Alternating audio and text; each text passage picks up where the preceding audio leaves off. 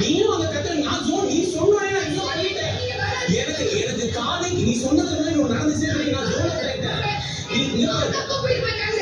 அப்ப அந்த கேள்வி தப்பா இருந்தா பதில் நான் ஜோன் ஆயிட்டேன். எனக்கு காதுலே விழலன்ற அம்மா சத்தியமா காதுல விழல. நான் அந்த வார்த்தையை சொன்னா நீங்க என்ன கேட்கலாம். ஏங்க அப்படி நிக்கிற வைக்கிறவன் ஏன் ட்ரெஸ் தெரிஞ்சுனா கொண்டு வந்து வெளியில வச்ச நீங்க ஏங்க கேட்டீங்க? கேள்வி தப்பு ஒரு மணிக்கு நீங்க இப்ப மணிக்கு கேட்டிருக்கீங்க இல்ல நோடி வரை கேட்டீங்களா? இப்ப எனக்கு அந்த மூமெண்ட் அப்புறம் எனக்கு கேள்வி தப்புன்னு தோணலையே.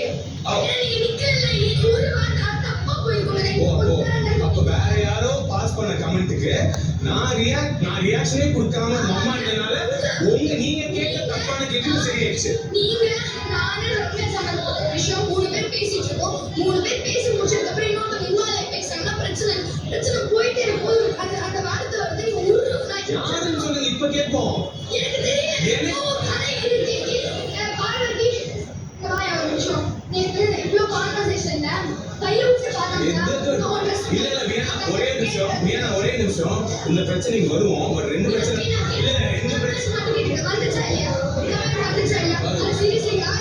இல்ல எனக்கும் தெரியாது பாரு. இவ சொல்றா இவ வந்து இது ஏன் ட்ரெஸ் தெரிஞ்சுதான் இவ வந்து வச்சாரான்னு சொல்றா. சரியா அது நீங்க நினைச்சு பாரு. எனக்கு அது என்னன்னே தெரியாது பாரு.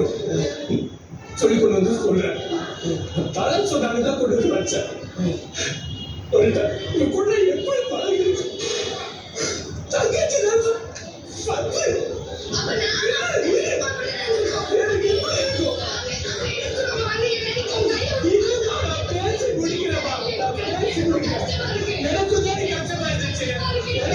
கஷ்டமா இருந்துச்சு. வந்து கொண்டு வச்சா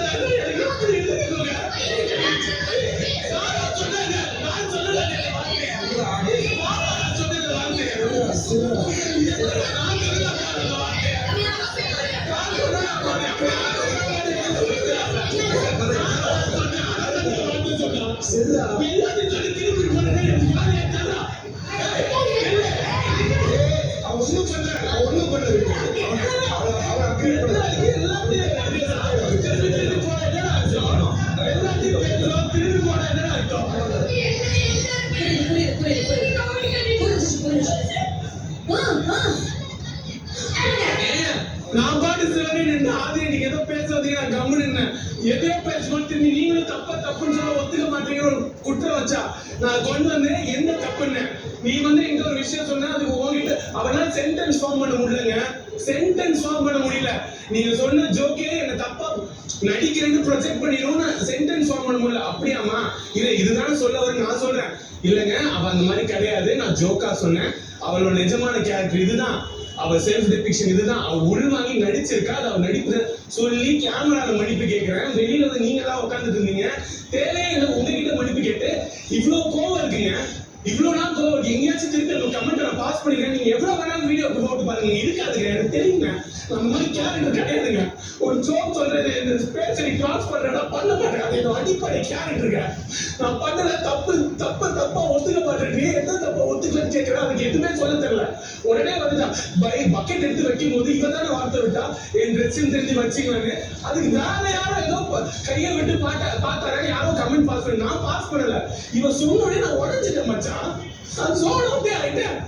யாரோ கமெண்ட் பாஸ் பண்ணி நீ ஏன் கேள்வி கேட்கலன்ற இது என்ன சொல்லி மச்சான் ப்ளீஸ் ஒரே நிமிஷம் எங்க ஆரம்பிச்சிச்சு நான் தப்புன்னு ஏத்துக்க மாட்டேங்கிற இடத்துல ஆரம்பிச்சு இது எப்படி அது ஆகும்? அதாவது உன பாயிண்ட் என்னன்னா வேற ஒரு மேட்டர் பேசி அவனை கோவப்பட்டு நீ போயிட்டினா ஆர்குமெண்ட் வின் பண்ணிட்டியா? இது எப்படி நியாயம்? அப்ப ஏன் கேரக்டர் என்னடா வெளியில ப்ரொஜெக்ட் ஆகும்?